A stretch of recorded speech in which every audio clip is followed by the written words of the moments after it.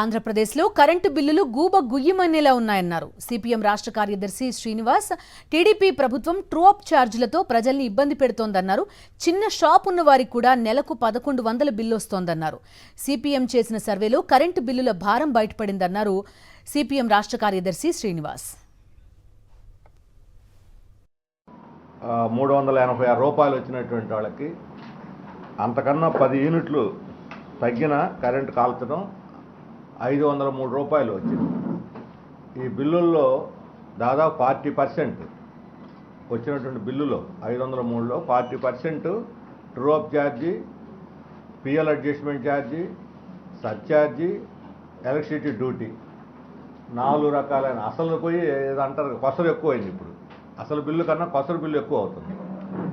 దీంతో చాలా ముఖ్యంగా L1, L2 వాళ్ళు అంటే ఎల్టీ ఈ గృహ వినియోగదారులు, చిన్న చిన్న షాపులు ఉన్నటువంటి వాళ్ళ పరిస్థితి మరీ దారుణంగా ఉంది. ఒక చిన్న షాపు వాళ్ళకి పోయిన నెలలో 600 రూపాయలు, 600 చిల్లర 10-12 చిల్లర బిల్లు వస్తే ఈ నెలలో 1190 రూపాయలు బిల్లు వచ్చింది. అంటే దాదాపు రెట్టింపు.